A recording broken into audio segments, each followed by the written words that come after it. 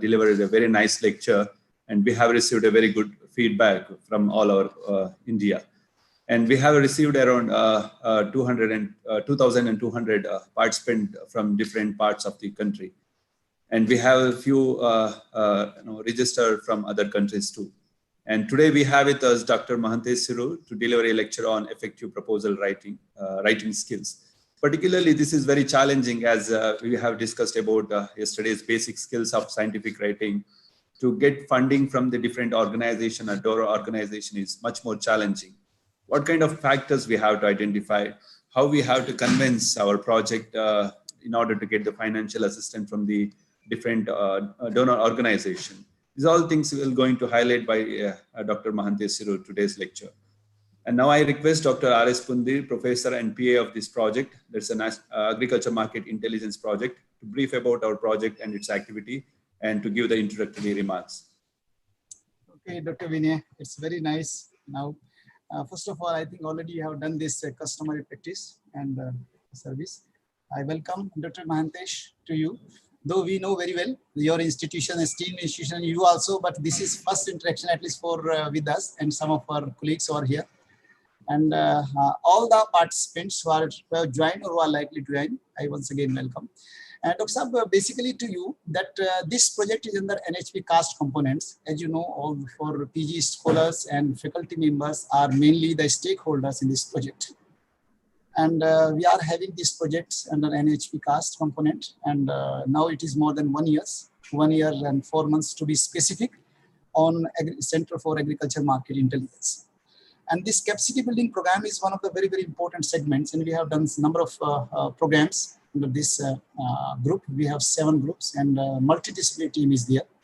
So I will cut down short this and I will come to directly to you because this area of technical writing for higher education particularly has been emphatically said in the address of many dignitaries already who have lectures, who have delivered the lecture here. Including our DDG Educations and Dr. P.K. Joshi's and Dr. Ashok Dalwai, they are saying that this is a felt need. And because we know that most of the students, maybe PG scholars, MSc, PhD, and even some faculty members, they do a lot of work, but they are unable to write the good papers or good reports. And as a result of that, ultimate fruits is not reaped the way it is supposed to be. So that's why this technical writing is very, very important. Apart from that, writing the proposals kind of things are a part of that. So this is a felt needs and we are in this way, and this webinar, today's webinar is just to address this issue, and we also have some lineup for some lectures in this regard. So I shall not be discussing more because you already know about NHP caste component, other things. So yes, sir, we welcome you once again, and we are here to listen you. I also have a lecture. I have to go just 5 minutes after 5 minutes. So Vinay, so it's very nice, and sir is here, and we have to listen him. So thank you, sir. Once again, welcome. Thank you for the opportunity. So thank you so much, sir. And as I discussed in yesterday's, we will be definitely have the collaboration with the different institutions at the national level. Dr. Mahantesh Sirur is currently working as a Deputy Director in Agriculture Extension Division at the National Institute of Agricultural Extension Management, Hyderabad. He is looking after the Center of Agriculture Extension Policies, the Public-Private Partnership in Extension, and International Center for Excellency in Agricultural Extension at Manage. Prior to joining Manage, Dr. Mahantesh Sirur was working as a scientist in Agriculture Extension at ICR, Director of Mushroom Research, Solan, and ICR, Indian Institute of Soil Water Conservation, Regional Center at Ballari. He has expertise on transfer of technology, impact assessment, on-farm trials, and ICT application in agriculture. His contribution in the development of digital content and video documentaries on mushroom cultivations are popular as learning and teaching aids. He worked on developing and standardizing the training modules on mushroom cultivation technology at ICR DMR Solan. He has authored over 70 publications, which includes the research papers, reports, books, popular articles, and book chapters, and many conference proceedings. Dr. Mahantesh Sirur was a program director of prestigious Feed the Future Indian Triangular Training and Indian Technical Economic Cooperation International and national training programs of Manage during 2018 to 2020. Today, he will be delivering a lecture on the effective proposal writing skills. Yes, sir, the session is yours, and we are happy to listen to you, sir. Thank you, Vinay.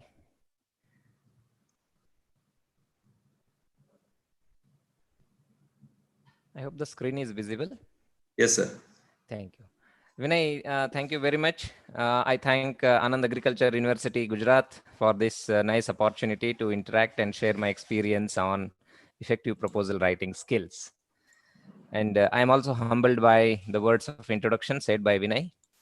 And I am also a learner in this path. And probably this is one of the nice opportunity to introspect on how the effective proposal writing skills is a very relevant topic in the present time.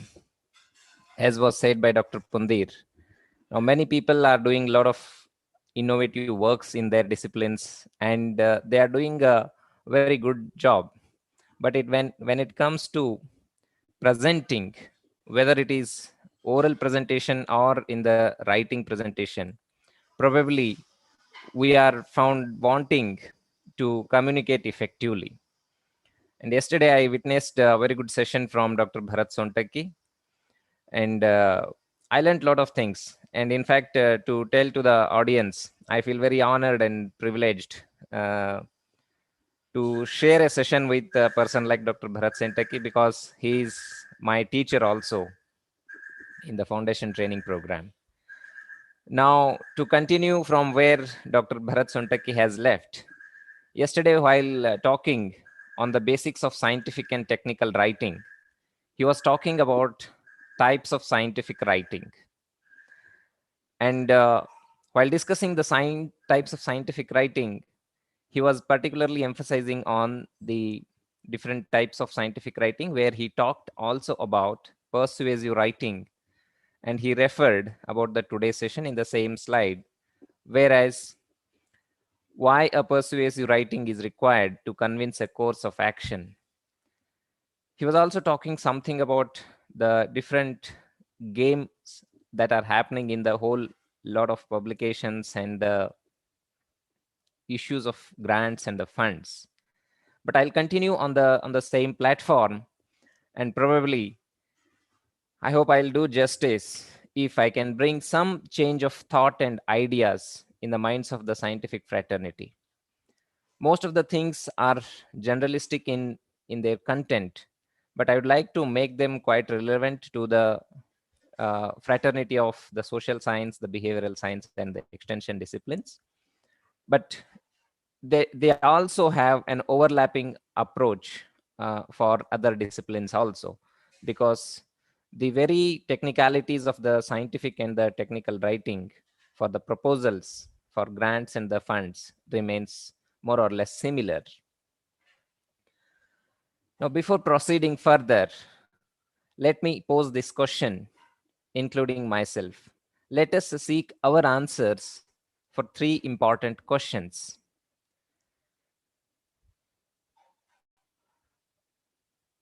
First of all, why do we want to write or submit proposals?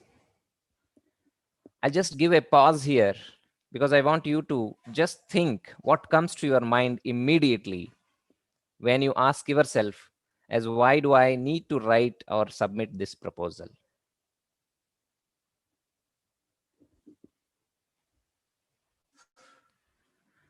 And the second important question is, what makes the proposal ineffective? Because when we are talking about making an effective proposal, probably the counter side of it is an ineffective proposal. And if it can strike us, or if it can strike our mind as what was the reason for some of our proposals being rejected in the past, probably will make us wiser and better in submitting effective proposals. And the question 3 is the most important one again: what interests the seekers of the proposal? The donors and the funding agencies will have certain aims and objectives, they have certain goals, and probably if we are well aware about what it is, and the chances of getting the proposal accepted are quite high. Now, in this context, before going further, let me make certain things clear as how we have planned in this particular session. At the end of this session, I expect that we will have a better understanding and we will have some skill set in developing the effective proposals. And we'll try to understand the anatomy of successful proposal development, as was told by Dr. Bharat Sontaki yesterday, in the anatomy of scientific writing or the scientific communication. And the whole outline of the presentation will be, we have answered these basic questions. We will try to seek answers for the basic questions that I have just posed. And then we will discuss about the constituents of a sound proposal for grants. Probably in this particular section, I would like to elaborate more on the constituents or the technical parts of the project proposal. And with time permitting, we will elaborate something on applying theory of change to develop good proposals when we discuss about the evaluation strategies for the proposal itself. Now, coming to the answers for the first question, what constitutes or why we write a proposal is why it is so important. Probably what has struck your mind is listed in any one of these things. But let me also tell you, for many of the people, something else might have struck. Whether it is a biodata in the mind, or whether it is to improve the funding part to sustain the manpower and the resources in an institutional setup. I'm not trying to say which is right or wrong, but the answer here is just which is the more right one. All things are right in a context because since yesterday, probably I'm deliberating more on the word game approach. So when we write proposals, basically we are trying to sell something. In this case, we basically try to sell our ideas. We want to review something. We want to have a particular product or a service to disseminate when it comes to the extension people and the social scientists. We want to inform about something, and we want to reduce our impact, explain, describe, identify, convince. And whole lot of all these opportunities exist whenever we want to seek a funding or a grant through a proposal. And most important one is how much conviction is there behind any of these ideas or a multiple of ideas from this section of the ideas. And the second answer for the second question, what makes the proposal ineffective? There was quite an exhaustive list from one of the source, but I decided to pick few of the most important ones again. And few of the reasons for making an ineffective proposal, or which stand between the effective and an ineffective proposal, are quite obvious. For example, deadline for the submission was not met, and then there is no budget estimate was proper, or the quality of the writing was poor. Some of these things are quite obvious to us, and we have been at the receiving end on more than one occasion for these reasons. But let us just have a quick look at some of the other reasons for making a proposal ineffective. Because a rejection of the proposal may not necessarily be considered as an ineffective proposal. So that is one of the reason or one of the understanding a researcher must have in his mind. So the proposal for the topic that we have decided may not be appropriate to the funding agency only for this particular period of time, or maybe for a particular period of time, they must have shifted their focus of the funding to some other agenda. And then it is very important that sometimes in rush of the responsibilities and the meeting the deadline, most of the times we may not give sufficient attention to the guidelines for the proposal content, format, and then the length that they have described, the word limit, and all these things may not have been adhered to. And then the proposed question, design, and method were completely traditional. On the other side, the seekers of the proposals were looking for something quite innovative, quite new, and quite uh, substantive idea, which they may not have found in a proposal. And as I mentioned, it may not be a priority for this area. And then the proposed method of study was unsuited to the purpose of the research. Why I am dealing in detail for such kind of things is probably this is the area where we need to work on. That sometimes the research methods or the evaluation methods that we have proposed in the proposal itself may not go well with the very idea or the very objective of the research project. And then most of the times what happens, there are obvious benefits for any of the project proposal, but if the costs are exceeding the benefits, no donor would like to bank upon such projects. And sometimes what happens, because of our upbringing, because of our environment and many other things, unconsciously or unknowingly, we express our biasness, whether it is a stakeholder bias, whether it is a gender bias, whether it is bias for particular discipline, bias for particular region, bias for particular community.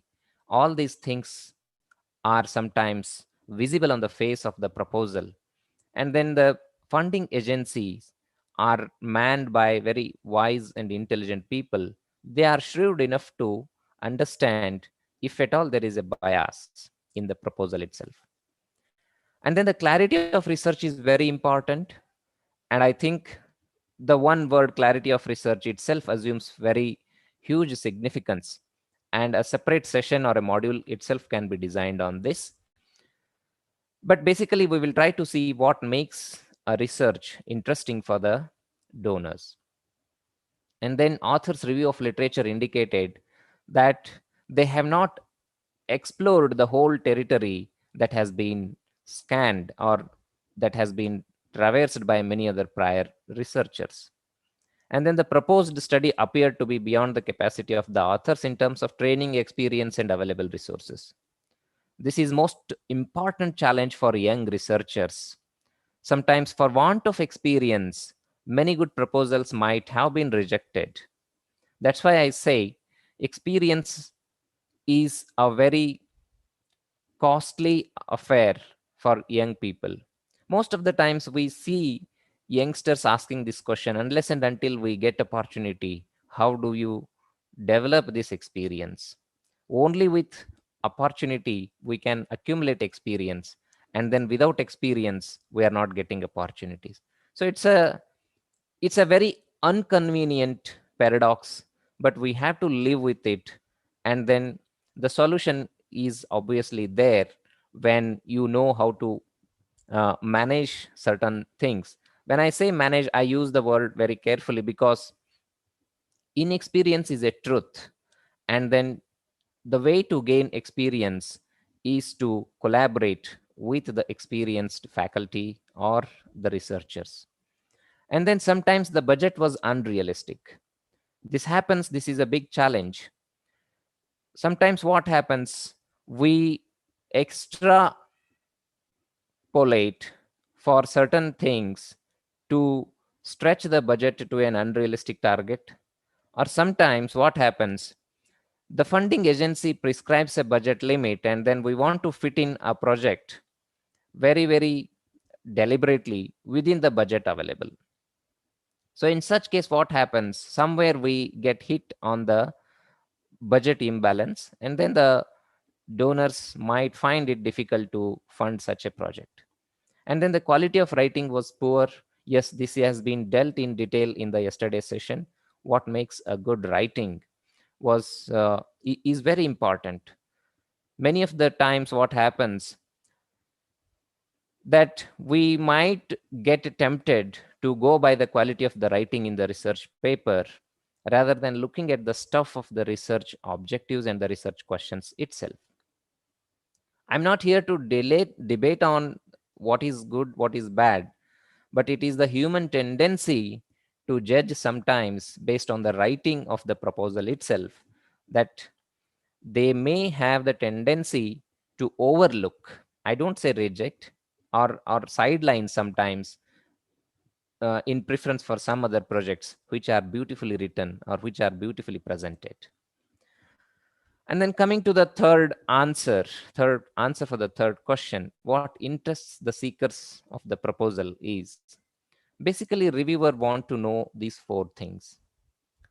What is the reason behind taking up this project, and what the researcher want to accomplish, and whether he's able to do it with the experience and the resources that are being asked for, and most importantly, is it worth doing? If you see, these things have been quite related. I'll just go back to these things. If you collate the answers to question number 1, 2, and 3, there is something that is emerging in common. The seekers of the proposal have these four things in their mind, and these are very much the reasons behind making the proposal ineffective if we don't understand their psychology. And the reasons for the proposal being ineffective is also because we don't understand the scope and the importance of the proposal itself. So the three answers together will bring me to another question. What is the common thing in all three questions? If you notice, there is a gradual shift in focus from inputs to the outputs and to the outcomes. If you see in the context of extension and the social science itself, what the extension challenges were there in the 60s and 70s are no longer an important challenge. Nowadays, we are facing with or countering new challenges. I don't deny the fact that some challenges of the 60s and 70s still exist. But what I'm trying to say is there is a shift in the focus from the erstwhile challenges to the present challenges. And then there is something related to the accountability, the budget part of it, and the guide of the policy decisions. We all are the beneficiaries of the government funding, and then there are the resources, and these resources have to be allocated quite wisely.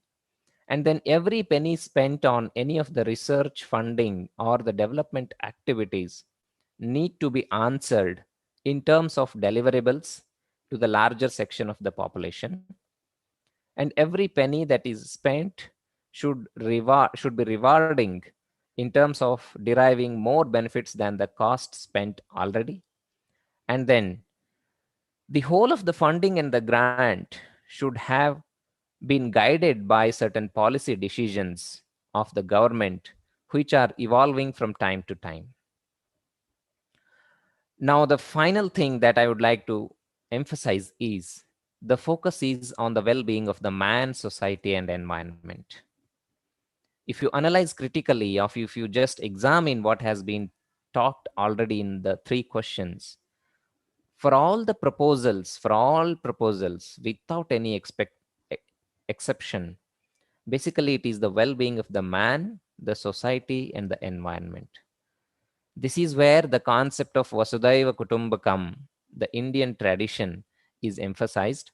And then my well-being, my means an individual's well-being, is rest assured if the society and the environment in which he lives is taken care of. So probably this looks quite strange to bring an element of a concept or a wisdom from the ancient science, but you will be able to realize its significance as we go further. Now, coming to the first part of the proposal itself, what constitutes a good proposal? Basically, if you see, the whole of the program is embedded in a proposal, or proposal will delineate the program into a detachable components which are still holding to each other. So when you make a proposal, basically we would see all these elements listed on the left side as what makes a good proposal. It will have a cover letter, title page, abstract, table of contents, background, or the significance of the project, and then the purpose of the project and the plan or approach that we have adopted, and then references, institutional resources, budget, appendix, and biosketches. So we would like to see individual element in short, and then wherever there is a need for enough emphasis, we will take those things in detail. So if you see the program in isolation, the program will have a strong association with the constituent of the proposal, and therefore whole of the program planning, implementation, and evaluation must be kept in mind while developing the proposal.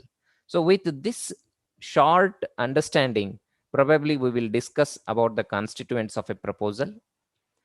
And then in a covering letter, many people sometimes disregard the importance of cover letter, but let me say that it is the face of your proposal.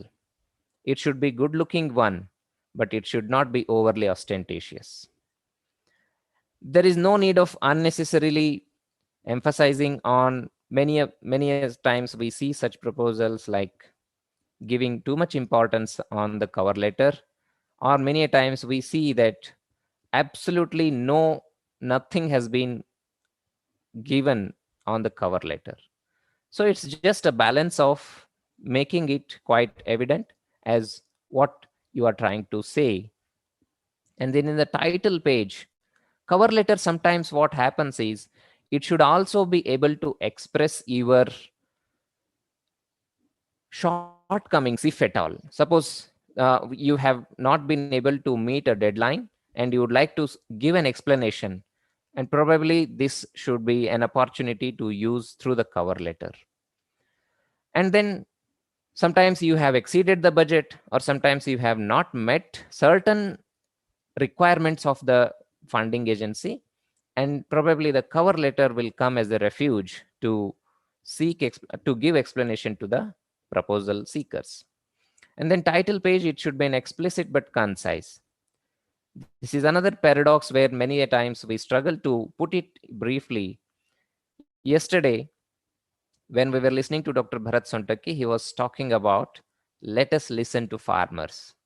So something of this sort, that how these ideas, sometimes you sleep on a topic and suddenly you find there is a catchy title, and then we work on that, we delve upon that. And then most of the times, I think it is a repetition from yesterday's session.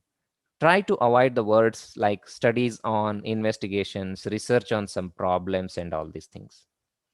And then most of the times what happens, try to make it very, very clear in the title, because you always have the opportunity to explain more in the abstract, in the objectives, and in many other sections.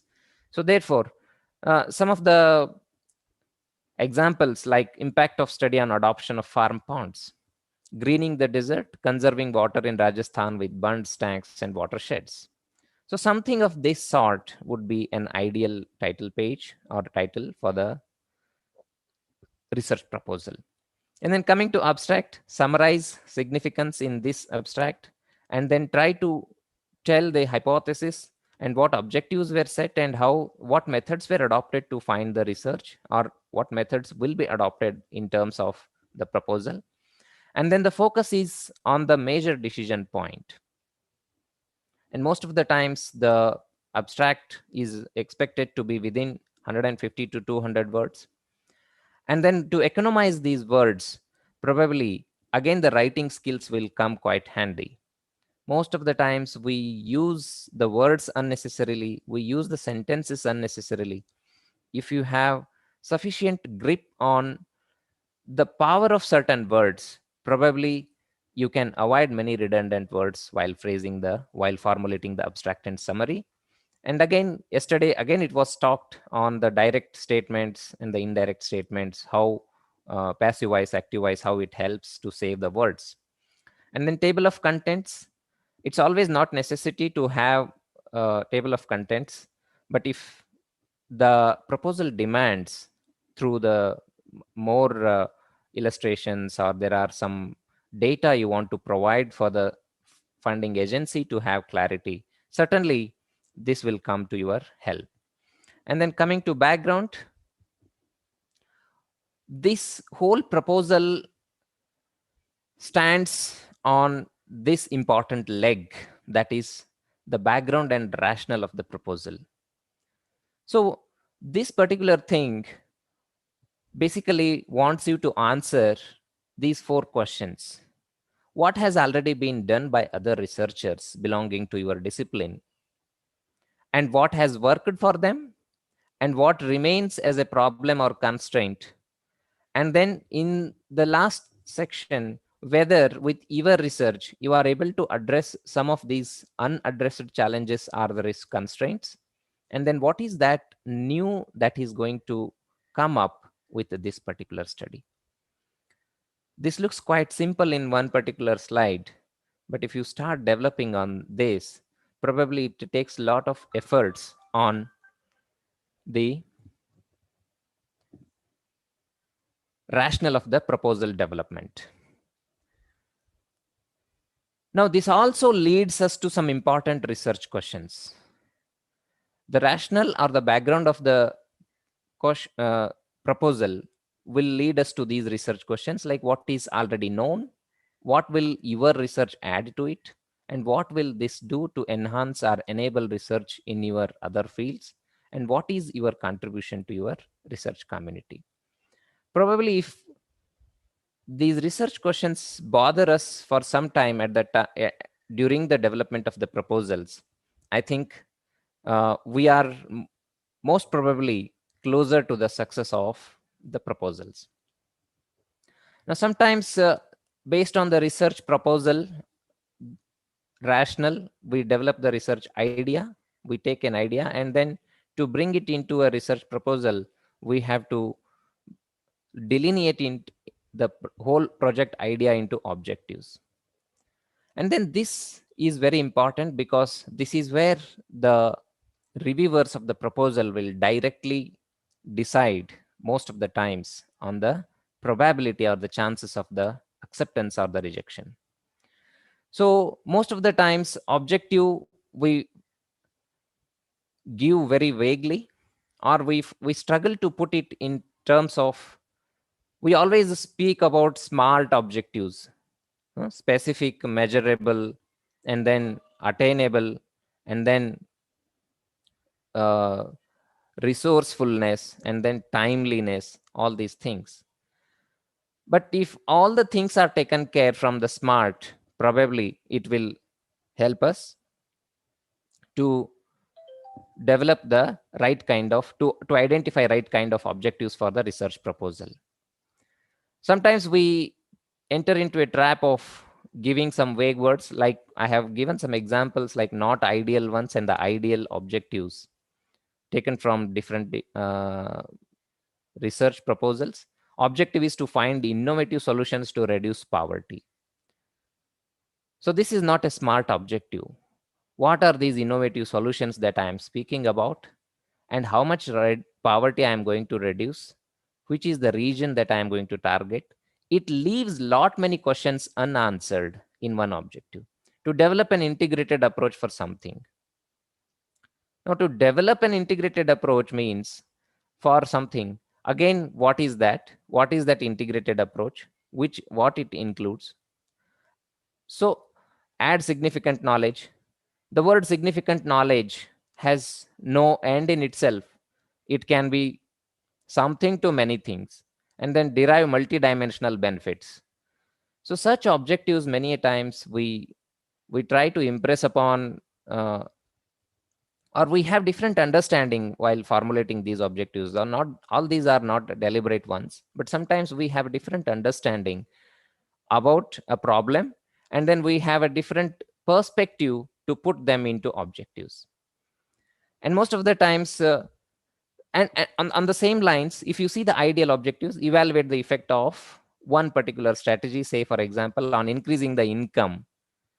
More or less, if you see the first not ideal objective and this one are almost on the similar plane, you want to evaluate the effect of some intervention, say a subsidy or something, or a cash benefit on increasing the income of poor, and then test the effectiveness of one approach on particular pest or a disease, and then measure the efficiency of a particular strategy itself or particular approach itself.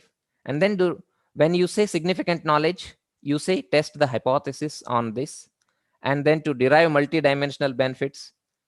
So how do you apply these methods, particular method, to convince or to evaluate the effectiveness of the benefits?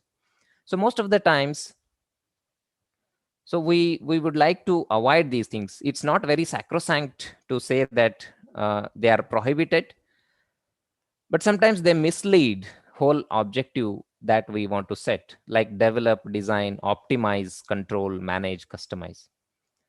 Later on, once we make our objectives quite clear, we can always give scope in terms of activities and the actions.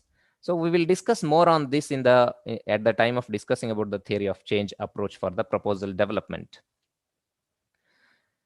So in continuing from the contents, like where we left 2 slides before, like planner approach, that we want to test a particular hypothesis through a particular research design. And then this is a very good connect between the objectives and the methods achieved.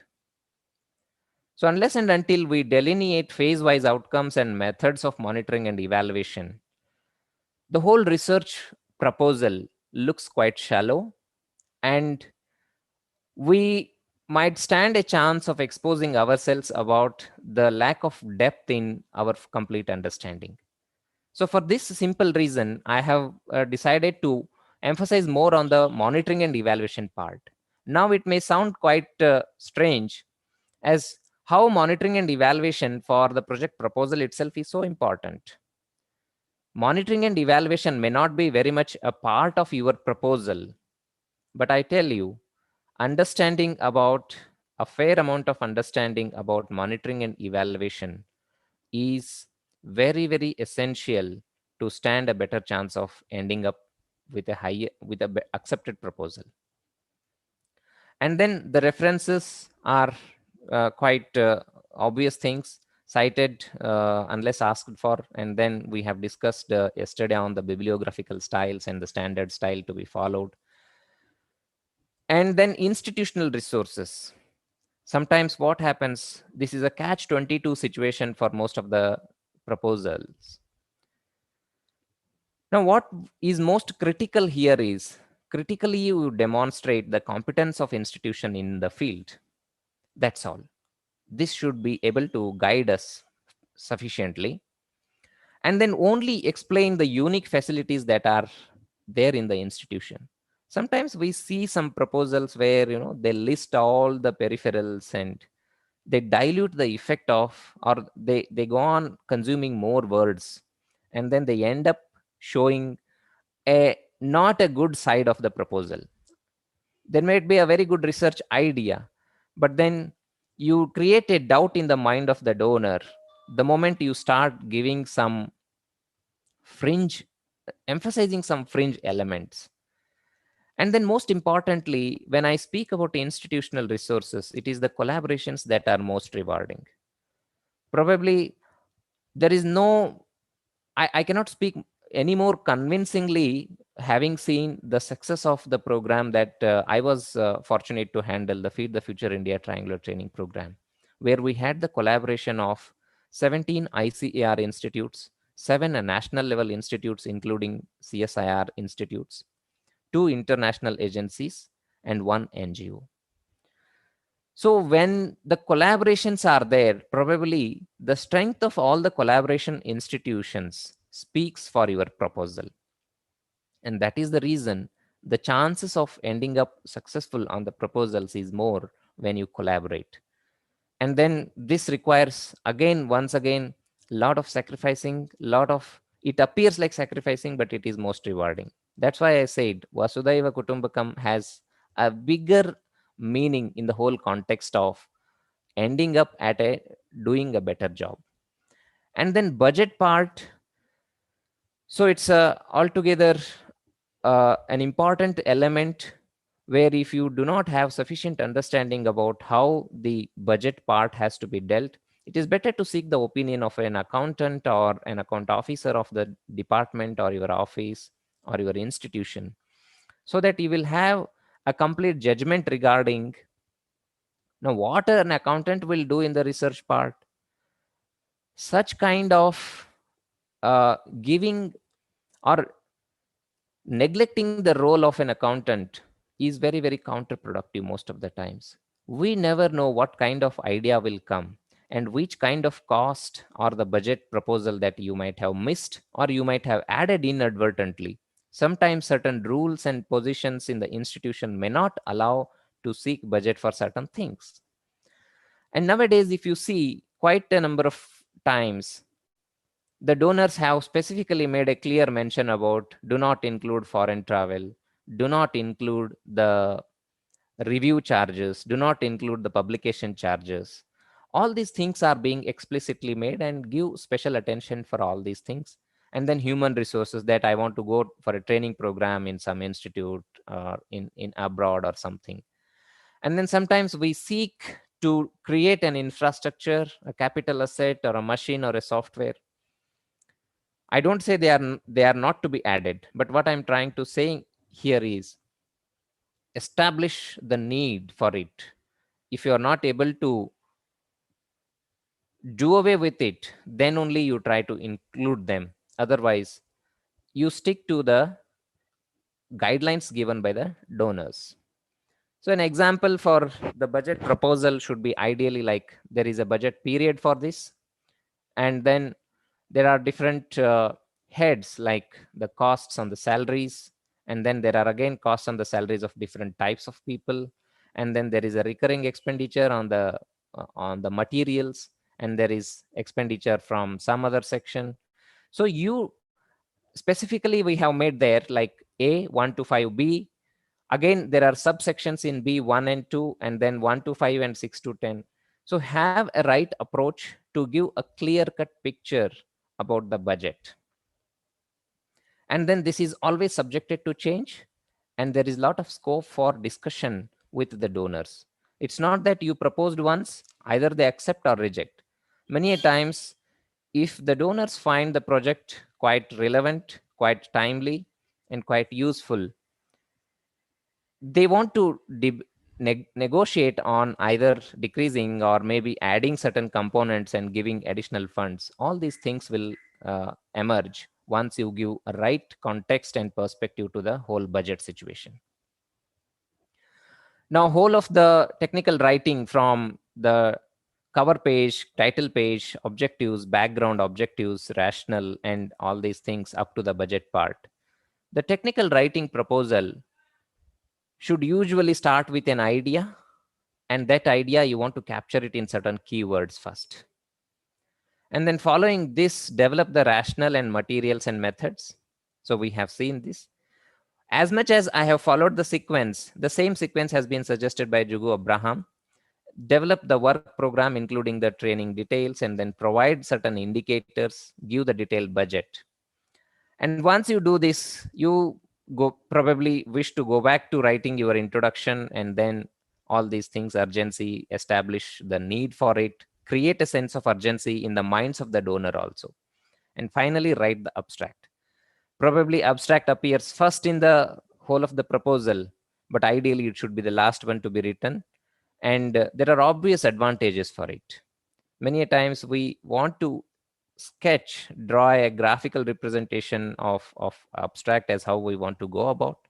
But still, once you have complete proposal developed, because a proposal starts with an idea and then a keyword, and then you develop on the materials and methods and the rationale, and you search, scan the literature, and then develop your own hypothesis, and then you will identify the methods and means to test the hypothesis.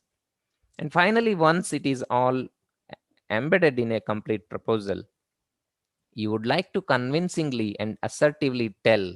This is where I started my first presentation from yesterday's talk. It's a persuasive writing, and then use this abstract to persuade your donors. Now, that was the first part. Now, the second part of the presentation is competencies for effective proposals. So what is more important here? Should I be an accountant to calculate the budget properly? Should I be a good monitoring and evaluation researcher to stand a better chance of getting the proposals accepted? Or what technical and managerial skills are important, or are they less important? No. It is the holistic and the integrated approach that makes the whole proposal beautiful, whole proposal readable, whole proposal reviewable and fundable. So I again take it from what I left as answer to the three questions. It is the whole proposal should be in the interest of the man, society, and the environment. And you have no escape. I have no escape but to stick to this or to emphasize on this. Most of the times what happens in the gauge of showing something, we expose ourselves. Many a times we receive proposals at Manage for training programs. If you see, most of the proposals seek to conduct a training program, an external funded training program maybe, and then they want to uh, project it as a funded activity. Or I would like to put it in clear words. If biodata is in the mind, probably it's a very shallow and a very shabby approach to create a proposal. But an effective proposal will certainly add to your biodata. If this is the approach, and we can certainly stand a better chance of identifying the right strategies and the background and the rationale and the objectives.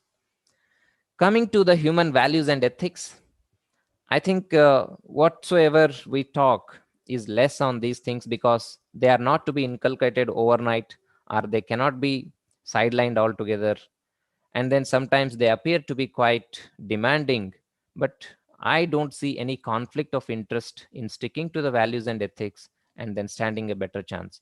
Rather, if values and ethics are firmly placed in the whole context, obviously it has to, because the society and environment can be taken care only with a sound value and ethics system. And that is why all these things are important. Probably I will deal again what constitutes these value and ethics in some detail. And then technical and managerial skills. Sometimes we often listen to these complaints that whole research proposal development has become non-technical, non-managerial. It's not the case. You have to be technically sound to ascertain the strength of a researcher within you, or to give a vent for the managerial skills to conduct a particular proposal or to implement a particular proposal. And this is the important thing, no doubt about it, because what is there, what is not there is not there for the time being, but certainly it can be acquired. And then the need assessment exercise, maybe in the context of the proposal itself, or need assessment can be an activity in the proposal itself. I think I'm making the things quite clear here. It is the need assessment for the proposal itself, or the need assessment can be a part of the activity in your proposal. So this needs to be emphasized enough wherever it demands. And then the research methods. This is the most important competency. You may not have the sufficient scope to represent these things in the proposal itself, but unless and until, along with the research methods and the monitoring and evaluation competencies, we cannot elevate the level or elevate the quality of the research proposals. And this is the reason that I would like to take little more these things in little more detail. And then the communication skills. Probably yesterday's session has made my task quite easier. Otherwise, I would not have come this far this quickly, because communication is the important. Sometimes, for want of communication skills, we lose the opportunity to impress upon the donors, whether in terms of speaking or in terms of writing. What has to be written clearly has to be written clearly. What has to be told clearly has to be told clearly. And taking from the need assess, what makes it more important is the stakeholder itself. Stakeholder is behind all these things. And then who is the stakeholder? What do they need? How are they now? What is their situation? And these kind of understanding, the stakeholders will give you diverse ideas. What type of research you want to work upon? What is the rationale that you want to derive based on the stakeholders? And then the stakeholders themselves will give you multiple perspectives and credibility to your research proposal. If you see and analyze any research proposal, it is basically the interest in the stakeholders that is most important. And then how do I go about the needs assessment? There are different constraints, there are different opportunities, there are group dynamics involved, social networking method. You want to go about the survey method, social indicator method. You depend on the primary data, or you want to depend on the secondary data that is already existing in some repository. And then what amount of money and expertise and time, experience you have. All these things will decide on the need assessment strategy. And then again, need assessment for both the proposal development and as part of activity in the proposal itself. Probably this will help me more, and I'll again connect it to the persuasive writing that was talked yesterday. That is the priority setting of the needs. Sometimes what happens, some of the things can wait, and sometimes some of the things demand an urgent solution. And then there is on the other side, though a very much demand is there for an urgent need, sometimes it is not feasible. And sometimes a very feasible product or a proposal may not be needed. So in this quartile of a balance between the feasibility and the need should be a sufficient guide for us to take up or not to take up a proposal. On the extreme left down quartile, if you see, there is no need for it, and the project proposal is also not feasible.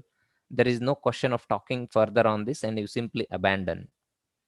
But on the other side, there is a very high feasibility of achieving a good result in a project, but it's not that urgent in the context of the man, society, and the environment.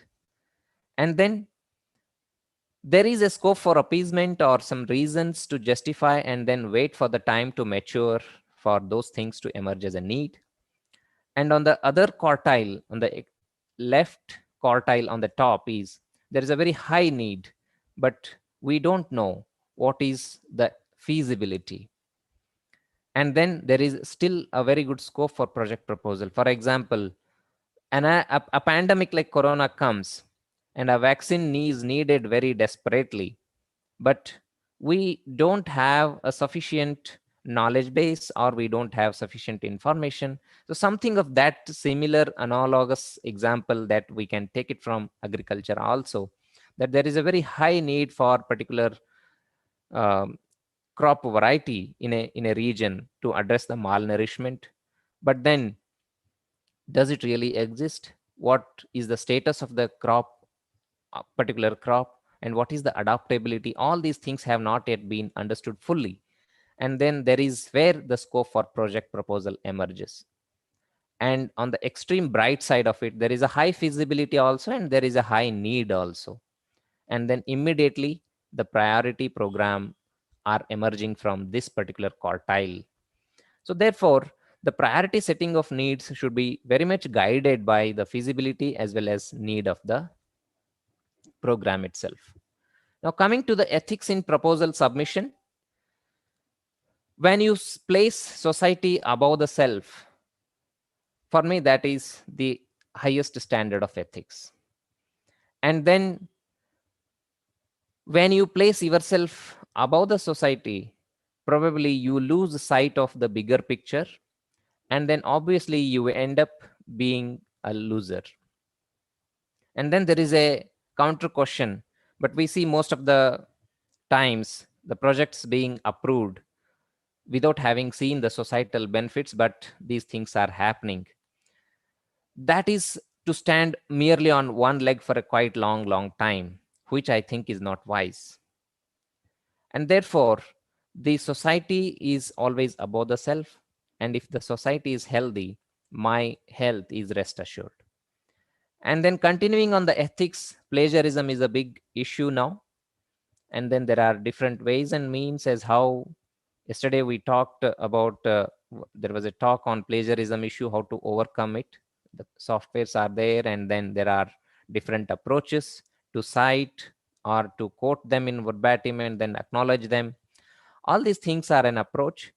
But in the proposal development, this is not as serious as in the research paper submission. But stealing an idea and presenting it as an idea also constitutes plagiarism. And then falsification to stand a better chance of getting the project funded. Like we want to misrepresent certain facts and figures and then get the project funded. And then there is some fabrication again. So we want to conjure up some data immediately. Maybe next year I want to propose something, and the preceding year I want to create some data to see there is a rational and the background, and then we want to create a rational and background. So this constitutes fabrication. So all these things are ethics in the proposal submission. And let me make it very clear and quite plain here. The reviewers are wise enough to catch hold of any of the things if they decide to. So it's always rewarding to be true to ourselves. When I say true to ourselves, I believe that ethics and the integrity are my very own personality.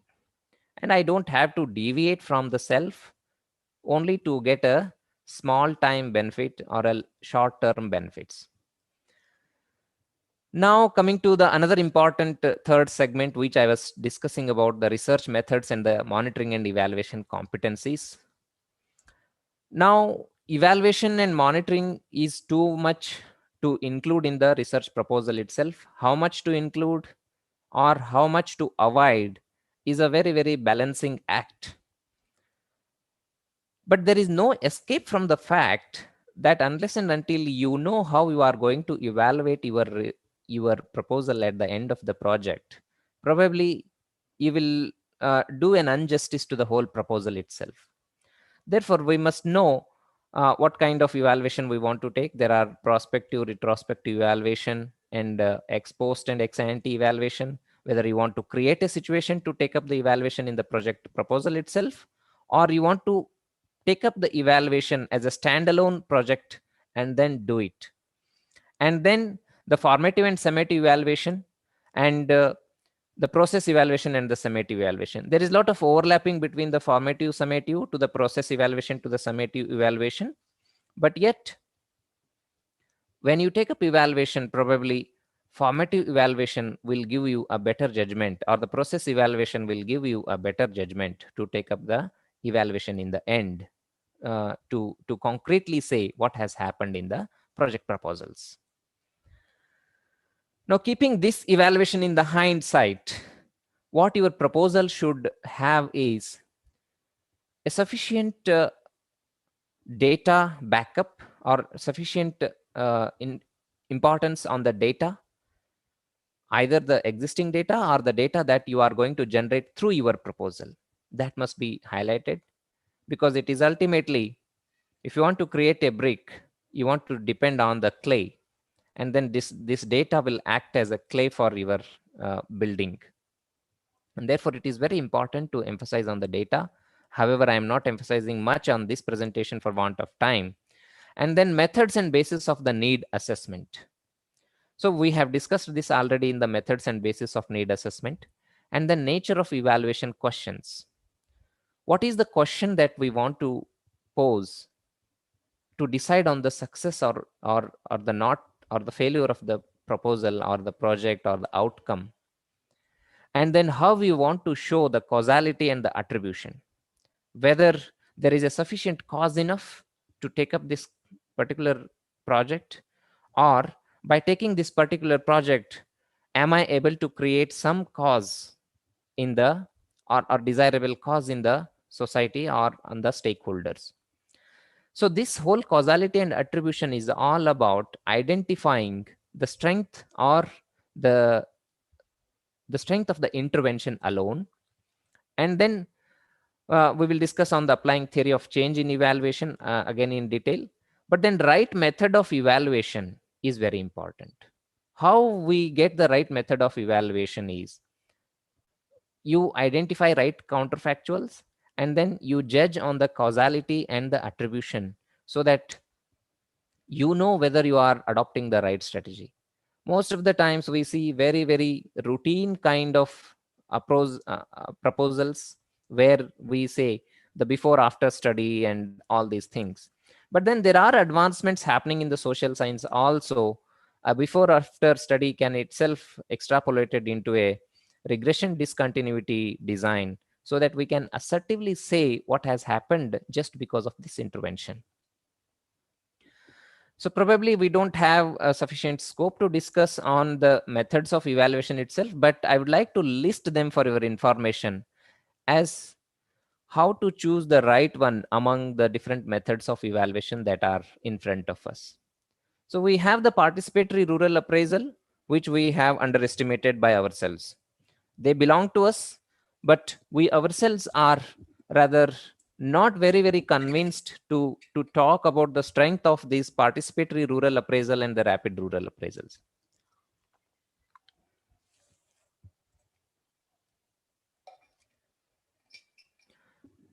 And the same participatory rural appraisal and the rapid rural appraisals techniques or the research methods have been already converted into some other research methods or approaches like the process net map.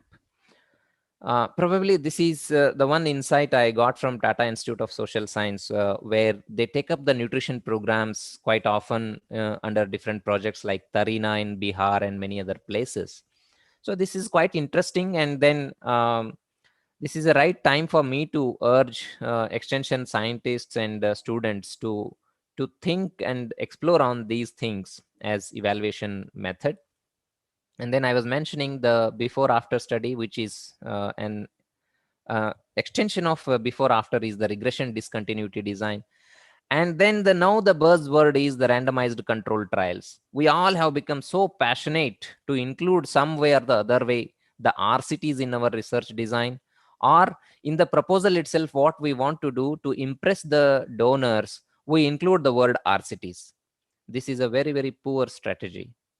Now, ever since Abhijit Banerjee and Esther Duflo have got the Nobel Award for their RCT experiments, there is an increasing favorishness, I would say. There is no enthusiasm is a mild word. There is an increasing favorishness among the social scientists to use them quite frequently to say that we want to do the RCTs. But I would say RCTs, I don't say RCTs are not fit, but RCTs demand a separate kind of expertise. They demand a lot of time. They demand a lot of resources to assertively say that this particular research has been able to do this. And then there are different methods like SNAs, social network analysis, instrument variables, propensity matching, and all these things. But it all depends on what kind of stakeholders I am working with, and then how much scope I have, and then most importantly, what I want to measure. That is what I said, causality and the attribution is most important to decide on the method of evaluation. Therefore, choosing the right one, sometimes for want of understanding what we do, we suggest mixed methods of evaluation. We want to do everything. We want to measure with regression, correlation, and then all the PRAs, RRAs, and then we end up showing nothing. So therefore, this mixed methods of evaluation is a beautiful technique. We must say at which stage we want to adopt a qualitative method or a quantitative method or a particular research design for particular activity. So if you are very sure, if you have complete understanding and a skill set on what you want to measure at what stage, probably this will help us. If the things are not clear here, probably they will be more clear in the applying theory of change in the monitoring and evaluation. And what the theory of change does for us is, it will make the goals clear to us in the mind. And then based on the goals, we decide on the objectives. And then based on the objectives will guide us to find out the inputs, activities, and then they lead us to the outputs and the outcomes. So in the whole process, the results are outcomes, and then the goal is what objective we set. And then in between we have inputs, activities, and indicators. So if you can connect the proposal in the context of theory of change, why I want to do this and how I am going to achieve, in between what do I need, or if I do this, this will happen. This is the theory that I assume or a hypothesis that I make, and then I want to develop on that proposal. Now let me bring a beautiful story, because I know it's close to 1 hour that I am speaking, and it's an old story which I need not repeat for anyone in this section. I am quite sure about this, but still let me tell in brief. The whole theory of change, a crow example of this story is sufficient for me to explain the whole theory of change. What is the goal here? What is the outcome here? And what are the inputs? And what is the objective of the crow? And what do you monitor here? And what do you evaluate here? I think this is a best example that I can bring. This is again, I owe to my training at Tata Institute, and then subsequently I tried to make use of this for bringing clarity in our back at work plan approach in Feed the Future India Triangular Training Program.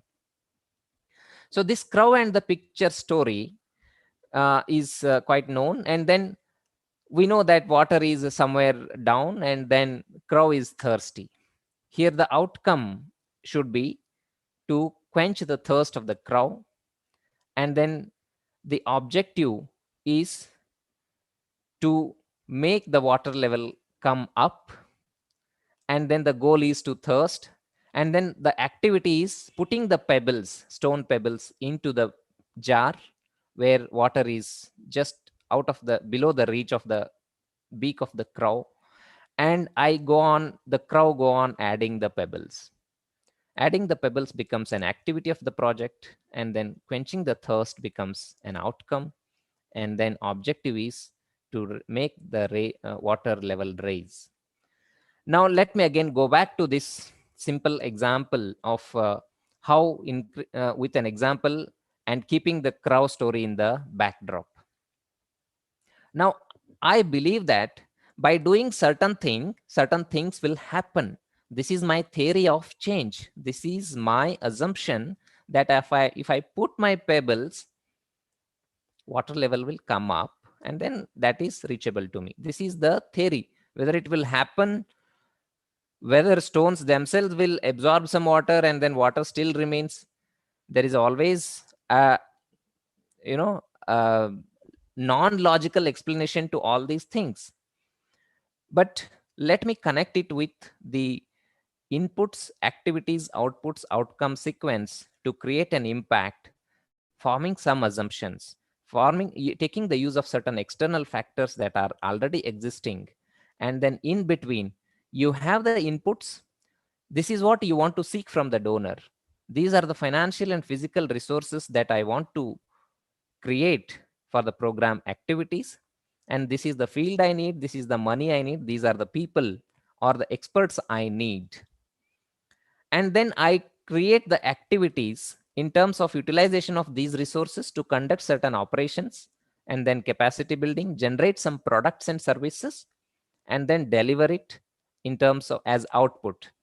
So my output can be my trainings, my demonstrations, visits, field days, mass media for an extension scientist, but they can be a variety or a strain or a machine or a prototype or a software for an engineer or some other researcher. And then what it will create, what the output will do will become the outcome. And then who will benefit from it? How do they benefit? And what is the behavioral change that happens? And how to learn to manage and control water supply? All these things will emerge from the outputs. And then these outcomes will create an impact. Whether the impact is seen immediately or whether impact will take time to manifest in the society is a different question. But certainly, I assume that if I do create these outputs will form these outcomes, and then these outcomes will lead to this impact. If I have the clarity on this theory of change, probably I will be a better judge when I start developing my proposal. And now coming to these indicators and matching activities, because it has been overly emphasized in this particular slide as based on the inputs, what activities and indicators we want to create. Now, let me continue somewhat more on the same example, keeping the crow story in the hindsight. These indicators and matching activities may be a productivity, they are guided by rather productivity, returns, poverty alleviation, food security, gender specific impact, conservation, employment generation, use of indigenous knowledge. All these indicators are an important, this list is just an illustrative, they can be quite exhaustive, and then you can create your own examples from your own research proposals. And then the task is to identify matching activities for all these things. How do I raise my productivity? How do I ensure that returns are better? How do I address poverty in a location or in a section of population? How do I ensure food security? These activities, whether I adopt a nutrition supplementary program, whether I adopt the direct cash giving program, whether I create an employment generation, all these things becomes my activities to match with these indicators. Now, the crow is not leaving us. So this is a simplistic view of evaluation and assessment, which should certainly help us in the formulation of the project proposal. So these inputs, activities, and outputs, we should have the monitoring strategy, and then they also constitute the process evaluation or the midterm evaluation for activities and outputs. We often hear midterm evaluation of the project, and then the terminal evaluation, process evaluation, result evaluation. I think this particular slide help us, like what I start with, what I end up, and then before what is there with me to study, and then afterwards what is there to study for. And then there is a prospective evaluation and there is a retrospective evaluation in both the cases. And then if I understand the process that has undergone in the procurement, in the activities planning up, and then the output creation, that is for us, it is the process evaluation. And then what outcome is there and what impact is visible, that forms the result evaluation for me. If you can correlate whole of the research proposal in this one particular slide, I think the whole probability of getting the project approved or reviewed positively by the reviewers will be a better opportunity. So this is an extension of the same theory of change approach with an example of log frame sheet, wherein you find the activities and then you expect outcomes and performance indicators. And then there is also a measurement approach for performance, how you want to measure.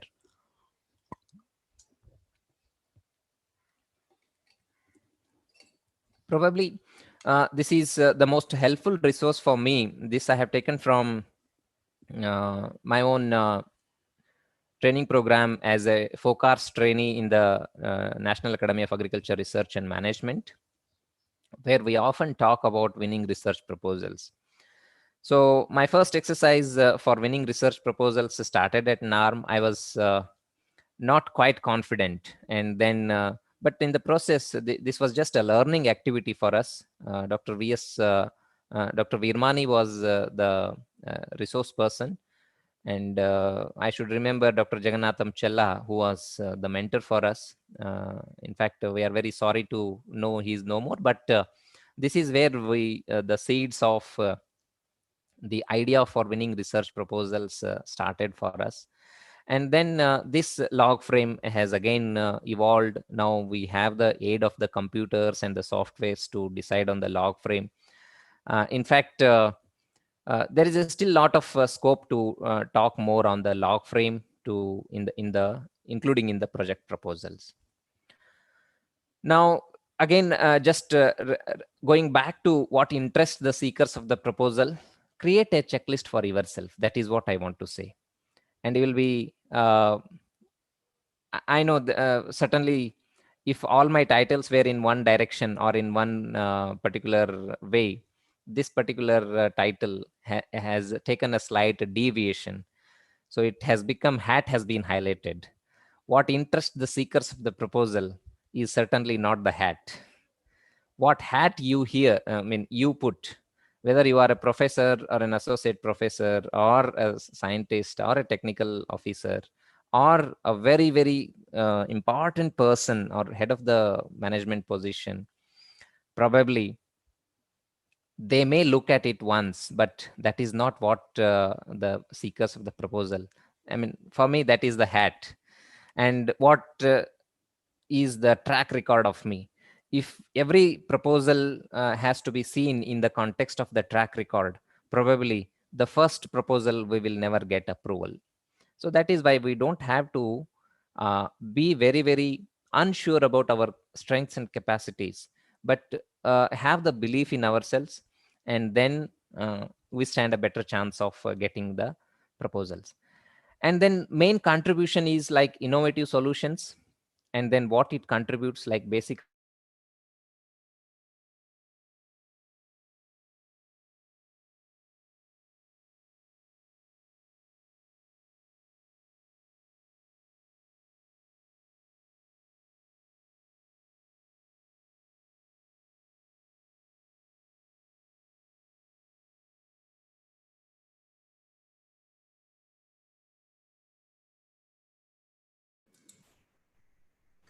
Mahante sir, we are not audible.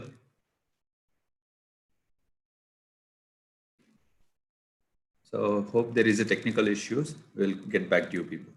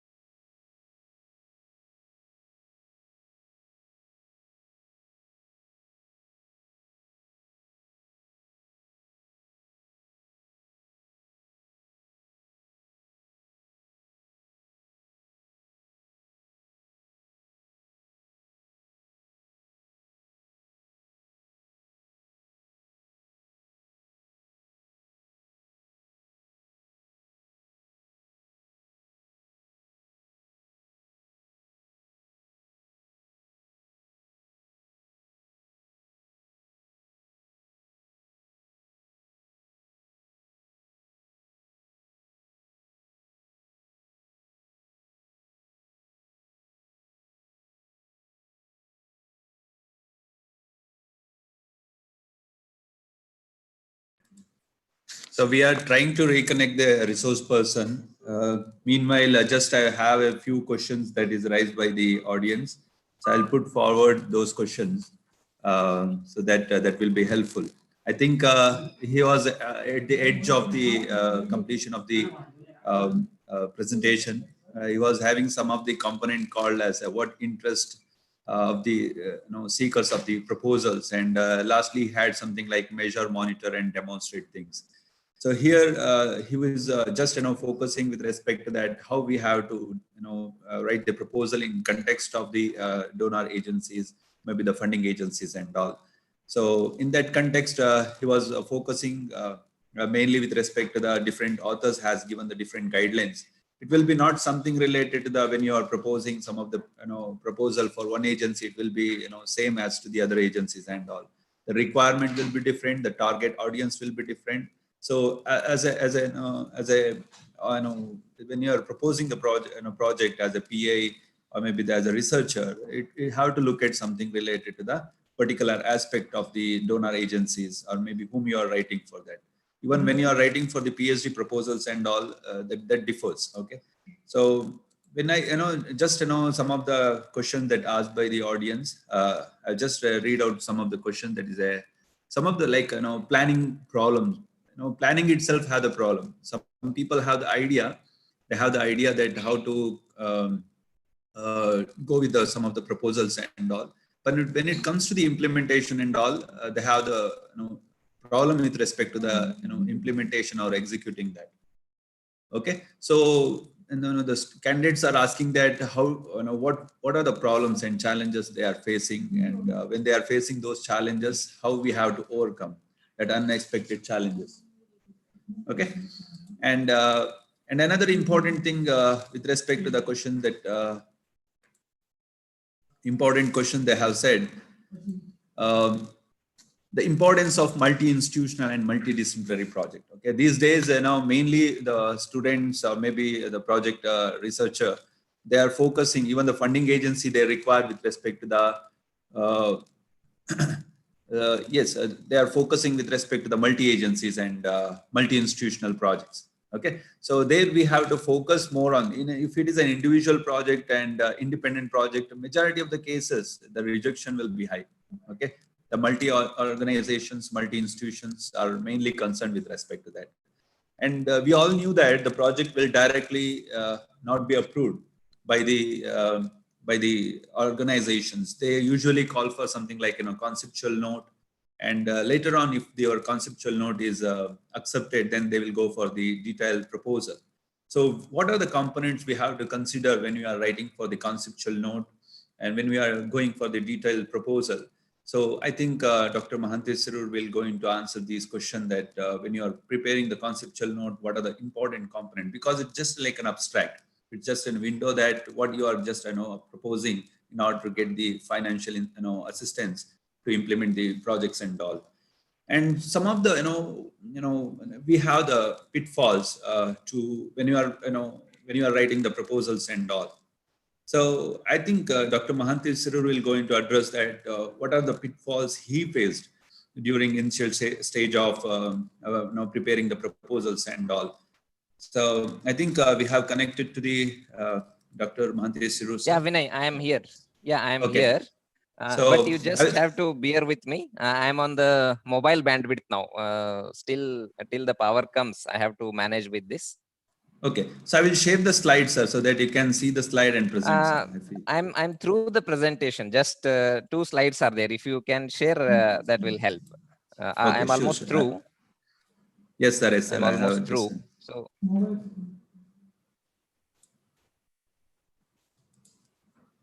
I think you are in this slide, I feel. Yeah, it's all I think I have mentioned. So it's not the hat that decides the success of the proposal, but have a right conviction about your research proposal, and then probably you'll have the better chance. And the next slide is very interesting one. You can just move one slide. What improves the acceptability of proposals? And on the slide mode, it is an empty slide. I have deliberately kept it because what improves the acceptability of proposals is for you now to decide. Having undergone this sensitization exercise, I believe it's not a thoroughly complete hand-holding exercise. There is a different hand-holding exercise that can be always taken up. But what improves the acceptability of proposals has already been dealt in detail. Every aspect I think I have tried to cover, but if at all something left unaddressed, I am happy to take them in the form of questions. And finally, I would leave the presentation, close the presentation with this final thought from Osborne and Gablier in 1992. Measure, monitor, and demonstrate. So if you do not measure results, you cannot tell success from failure. If you cannot see success, you cannot reward it. If you cannot reward success, you are probably rewarding failure. And if you cannot see success, you cannot earn from it. If you cannot recognize failure, you cannot correct it. If you can demonstrate your results, you can win public support. So this proposal, project funding proposal, is all about winning the public support. And it's one of the important activity. And there is always, a public interest in the mind when you basically want to submit a project proposal. I think I'm through the presentation, and if there are any questions, I'm happy to answer, Vinay, to the best of my knowledge. Yes, So sir. again, when I use the word, yeah. Yeah, the questions are there, sir. So I'll just, Yeah, sure. focus some of the questions that I was just, narrating those questions to the audience, that the few questions are there that, Dr. Mahantesh sir will going to answer. So first of all, I would like to thank you for your time and your, intellectual thing that you are sharing with us. And this is actually the planning that we have made initially. If something goes wrong, that we can, do this kind of, arrangements. That is a kind of a planning that is very much required when you are writing or when you are there and when you are proposing some of the proposals and all. That's what your vision shows, that how we have to plan ourselves in unavoidable or maybe the unexpected situations. We are very, very grateful to you, sir. And few questions are there. Will I go one by one, or shall I go? Yeah. You can just read out once. You can just read out once. Okay. Based on what I can correlate with the slides, I'll try to find them. Okay. So the first question is that everybody have the plan. They have the idea that when they want to put it into action, they face the problem like unexpected challenges and all. So I would like to request you that whenever you have the plan, how you put that idea into action in order to write the proposals and all. What kind of challenges you face as a broader term, and how you have to overcome those problems when you're writing the projects. Okay, there are, I think I'll immediately take this question. It's an interesting question. Yes, sir. First of all, see, your idea is your baby, right? And then your baby always looks nice to you. Sometimes you should not have an attitude that it's not good also. Sometimes you should not be overly attached to the goodness of it. Just see it objectively, that this is an idea and how I go about it. So what I'm trying to say is, whenever there is a possibility of finding something or researching something, basically, see, the word research itself should be sufficient enough to guide us to capture an idea and putting it into a research objective. And then later the things will develop. First of all, whether this idea merits, that is where the slide on the persuasiveness, when I was connecting with yesterday's talk, like, one is the urgency of the situation, and the second thing is how much feasible it is. So you have to strike a balance between the feasibility and the need, and then decide how we want to go about it. And then coming to the idea getting translated into action itself, in the objective itself.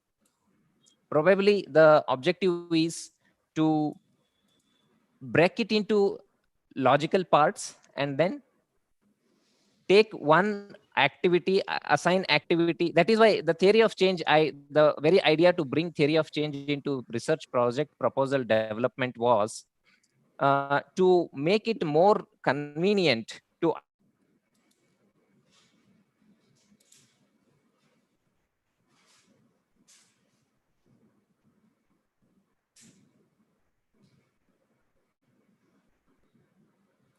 Mahantesh sir, we could not hear you. impact. Okay. So try to dwell on that. And then yesterday there was a another interesting talk on sleep on the idea. And then sometimes what we do is we sleep too much on the idea. And that is why, but it is always that feverishness is also not required. And then we should have a sense of urgency. At the same time, we should have a sense of restraint also. And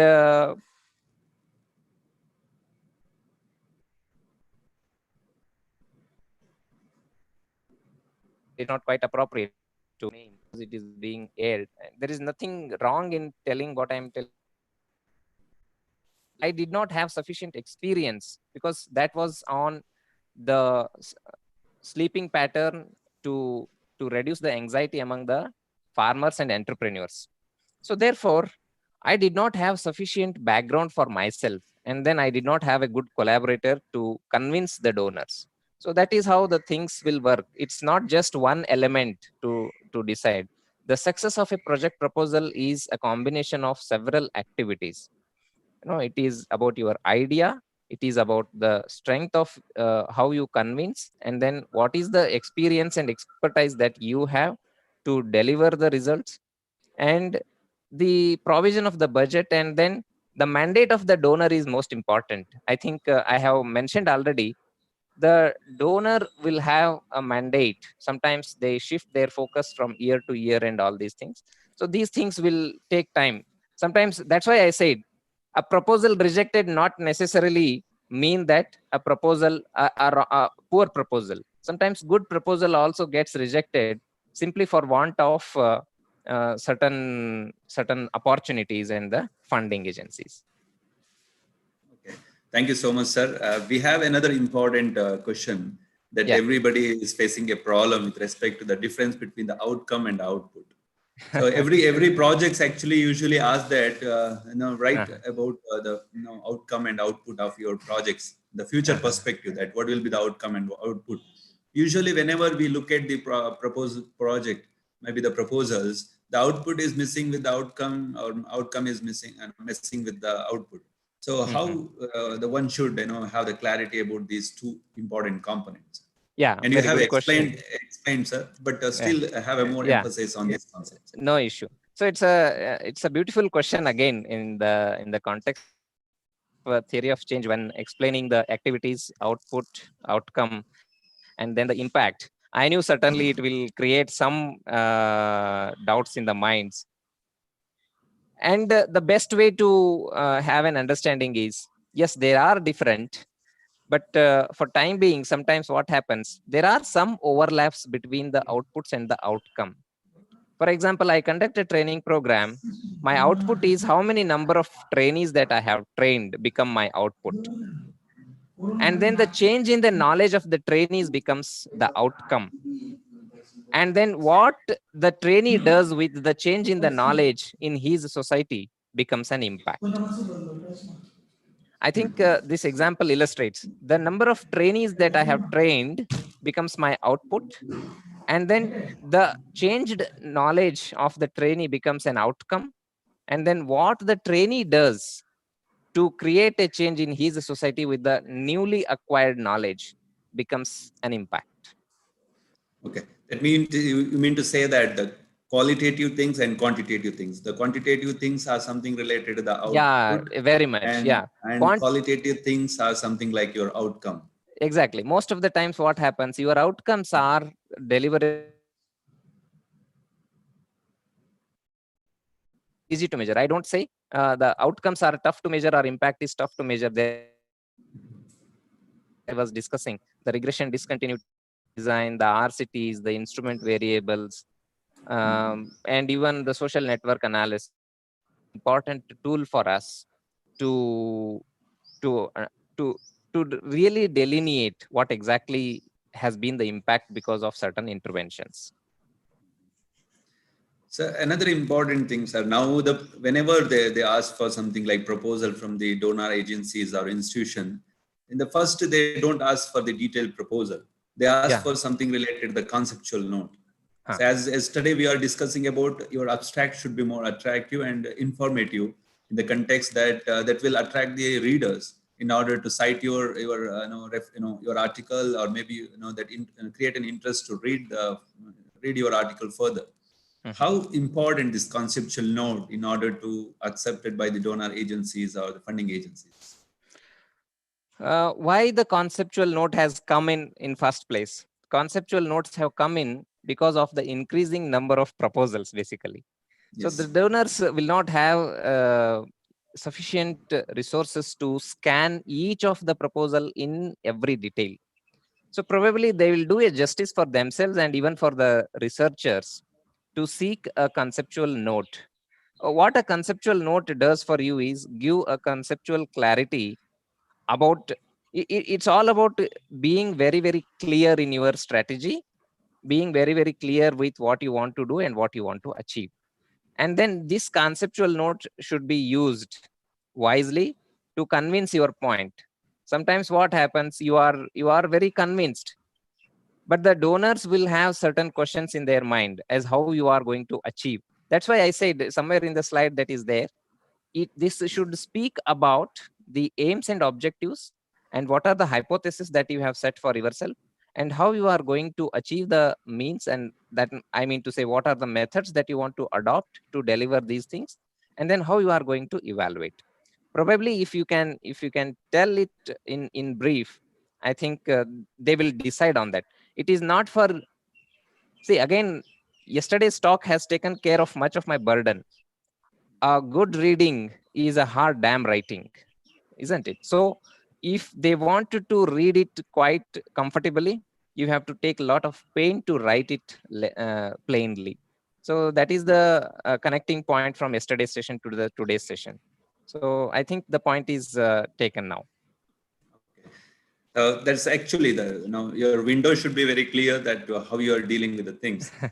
And then another important question, sir, from the audience, they have asked, does the post facto evaluation and the impact evaluations are same, or is there any difference? No, they are not same. Let me tell it very clearly. In the post facto evaluation, what happens? There is an event or a phenomena that has happened already, and you want to find the causal attributes for it. What has been the reason for this? Suppose my student's motivation level is very high or very low, for example. I want to identify what exactly been the reason for this. That becomes my post facto or ex post facto research design. And the impact evaluation is, I have an intervention particularly, and then because of that intervention, there is a changed mindset of the students. Either low motivation or high motivation has happened because of a particular intervention. And I want to know the impact of this intervention.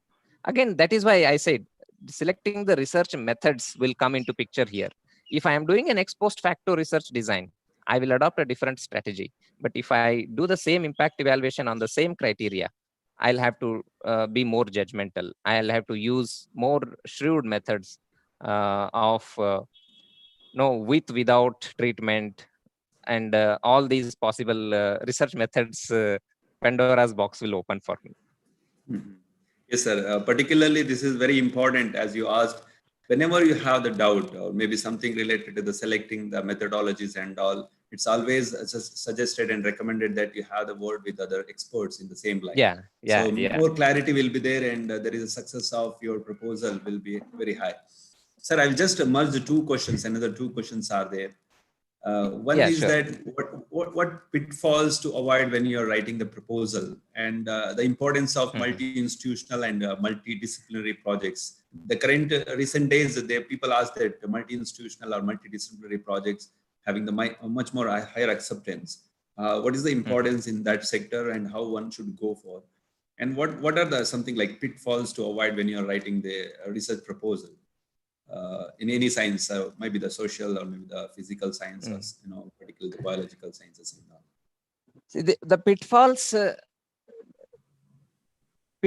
I don't say them pitfalls, I will call them challenges. Because what happens when you start collaborations, usually this watching for an extra space is always there. Watching for an extra space, the competition for an extra space, either for the credit or for the resources or for whatever, it's always there. But then the strength is again in forging the partnership by clearly delineating the roles and responsibilities and giving on the being on the giving domain. It's very easy to say for me, but now I have so much conviction that it is the giving that opens the doors for the receiving. And that is the strategy we should be having when we go for collaborations. See, obviously you are also seeking, what is that? Who is the donor? Donor is not a separate entity. Who is the donor? I am also a donor. I do pay my tax, and I am the beneficiary of some donor already. So donor and the seeker of the funds is the same actually, if you see. And unnecessarily we are creating a divide and the demarcation. This is my understanding, and I hope I am true, that donor wants to fund the projects which are in the interest of the man, society, and environment and the ecology. And if I have this understanding, probably the pitfalls will take a backseat. Pitfalls are becoming very important, or they are assuming higher proportion simply because the sight on the right target is missing. And what are the potential pitfalls? Sometimes what happens, the administrative hiccups are there. There is a channel to approach, write to a director. Director will identify a co-PI in an institute, and then first of all, you will approach to seek a funding in some other way. So all these things will come. But I think you should be wise enough to push it continuously, and probably the situation will assume clarity with time only. Mhm. So thank you so much, sir. And I have a few more questions. I think you're not running out of time. Nothing, no issues. Okay. I'm always So, and one more participant is asking that what is the best way to develop monitoring and evaluation plan? Is there any like a thumb rule that this way you have to go, or what best way we can go for the monitoring and evaluation plan in your project proposal? Okay. Monitoring and evaluation, you mean to say which is the best method to adopt, or which is the best strategy to adopt? Because I have discussed the strategies on the monitoring and evaluation, like the ex post and the ex ante, the process and the summative, or the formative and the summative, or the pre-research and the post. That is the strategy, the prospective and the retrospective evaluation. The something other I discussed was on the methods of the evaluation strategy. Now, which is the best method?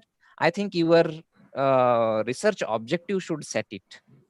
What you want to do, and whatever you have done, how you want to measure. And the last slide which I showed, results demonstrate. There is something to see on the ground. There is an impact, but how do you demonstrate it? That is most important. You have to convincingly say, because what happens, I remember during our, I think you will agree with me, when we were doing our research, this debate was often happening.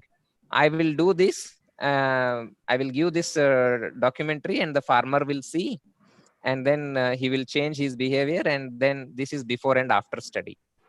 Sometimes we take a too simplistic approach, but what happens from the intervention to the final impact to be seen, there are a lot of things that have happened.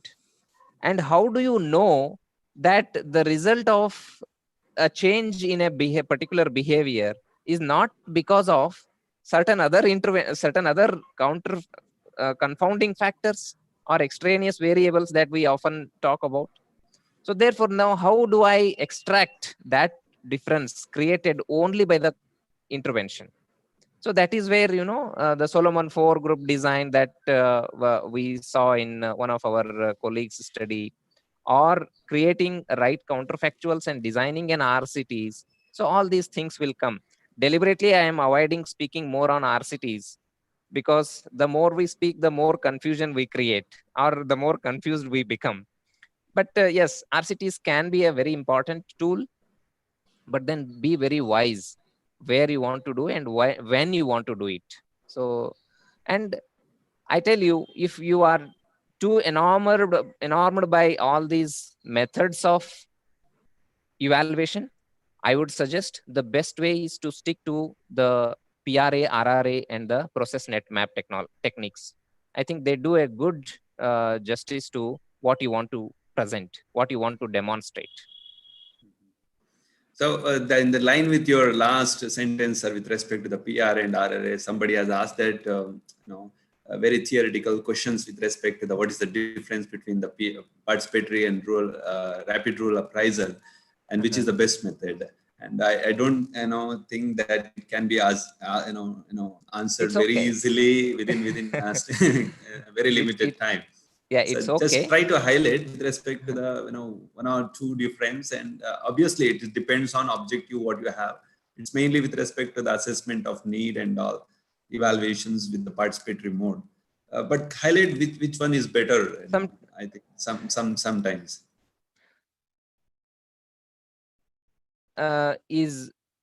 RRA is not very much different in the sense RRA has evolved from the PRA techniques. Yes. So sources and you want to engage the stakeholders very much.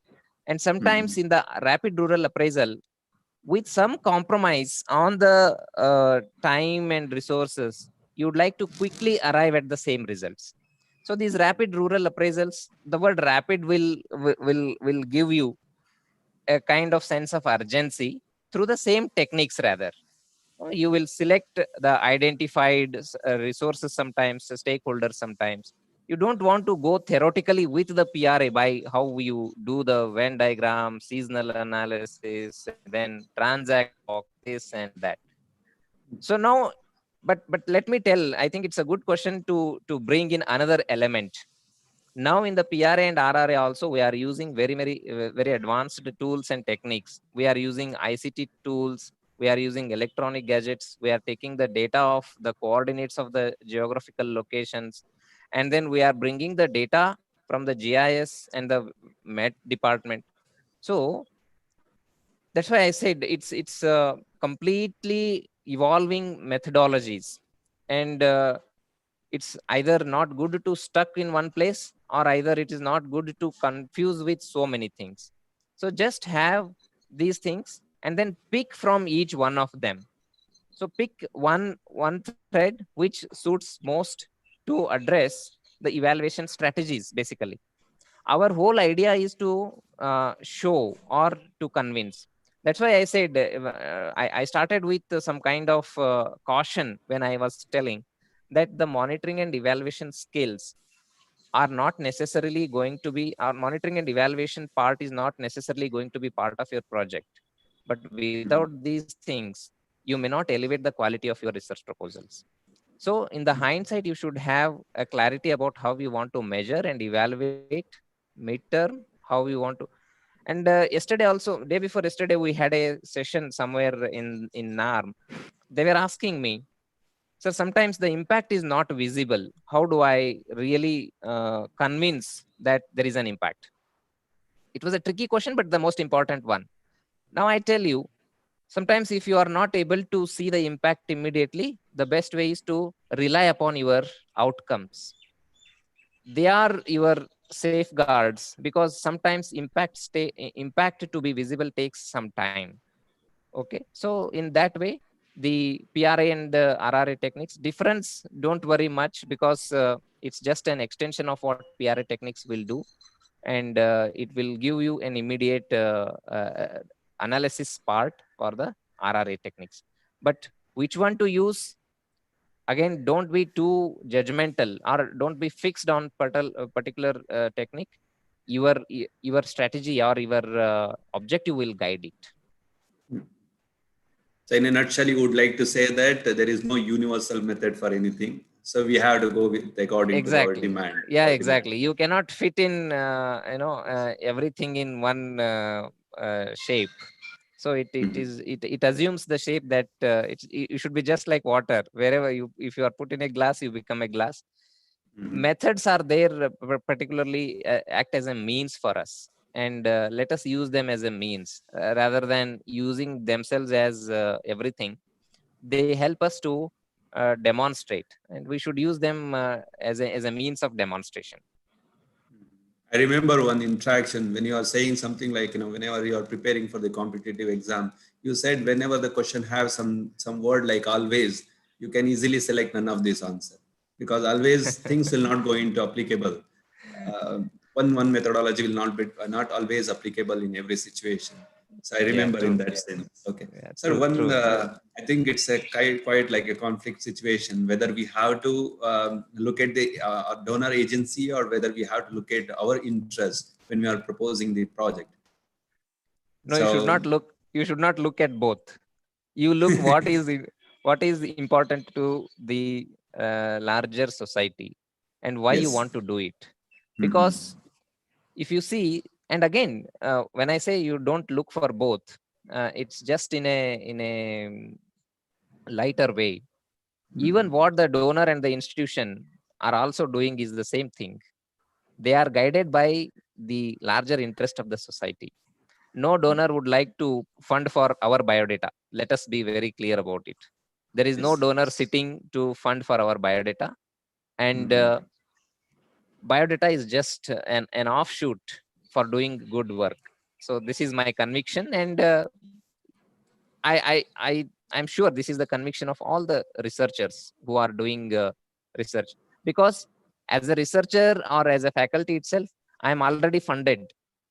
My funding has already been done. There are so many people who are funding all the things that we are doing, and this is only a time for giving back. Whenever you are taking fund also, just be and don't be under the impression that you have got it. You have received your own money, and again you are flowing it back to the society. So this is a cycle which we should not forget, and we cannot escape from this cycle. The last question I would like to ask you, sir, what is the difference between strategies and activities in a proposal? So, Strategies I, and activities. The activities are very much actions that you do, but strategy will give you a direction. Strategy means INM is a strategy for me, or IPM is a strategy to control a particular pest. And the activities is whether I put a lure there, I put a catch crop, I put a trap crop. All these things become activity in my exercise. But the strategy is whether I go for a chemical method or integrated method, that becomes my strategy. And if you bring it in the social science context, my strategy is whether I go for a cash benefit, whether I go for nutrition supplement, that becomes my strategy. And the activities, it starts from there. Once I decide like cash benefit, now the activities, I gave this many amount in this much months to these many people. So that becomes my activity. Basically, your activities emerges from your strategies. and there are other questions also there because of the time limit, and I'm just taking off. Yeah, And I would like to tell one thing. yes. Usually, sometimes the patience is also very important. You know, you have a very good proposal. You might have overshoot the time for a proposal, or you must have to wait for the things to mature further. I remember the same proposal which I submitted once was rejected once, and the same proposal I gave some other time was rewarded. Maybe I was a better judgment. I took a better judgment in terms of convincing, in terms of expressing the need for it. But still, sometimes it is all about time factor also. Situation will evolve. We did not know that Zoom will assume such a big significance, or webinars, WebEx platform will become such a big platform, maybe in the month of February 2020. But all of a sudden, we have a new scenario. Now, the project or the proposals which were there earlier on this kind of a setup, probably if somebody has not got at that time, this is the right time. And then whatever has not been funded at this time may be a fundable project in the future time. So it's all evolving kind of a thing. And what the donors will also look for is what is most timely and what is most urgent. So based on that, they act upon. And sometimes what happens, they keep the proposals live. They don't close they don't shut the door completely. They keep the proposals open for future prospective fundings. So have an optimism, and then certainly time will find the solutions. So just, I was about to ask that, what is your, the take home for the young researchers like us, and particularly the students, those who are doing master's degrees or maybe the PhD degree for their future proposal. And you already answered those questions. So one thing, I would like to make sure that difficult road always leads to beautiful destination. Keep on working on your line. And I thank Dr. Mahantesh Sirur. He has taken his time, and even with respect to there is a huge flood in that particular area. Even though he made an arrangement to come online and make these arrangements, and particularly has delivered a very brief note about the project proposal preparation is very much important. One, with respect to the communicating the people that what idea you have and how you're going to implement for the welfare of the society and all. And wholeheartedly, on the behalf of NAIB CAST, Anand Agriculture University, I thank you profusely. And we'll definitely look forward to you in order to collaborate with the manage and your expertise with our projects. Thank you, Vinay. Thanks for this opportunity. I think in the process, I learned many things also. I had the opportunity to deliberate more on this. Kindly convey my heartfelt thanks to the leadership of Anand Agriculture University, the Dean, the project coordinator, the Vice Chancellor. I am truly honored to deliver a co-session with Dr. Bharat Sontaki, who is my guide, my mentor. And I truly enjoyed taking up this session. Thank you very much for all the listeners, and thanks for your coordination. Thank you so much, sir. See you. Thank you. Thank you. Thank you.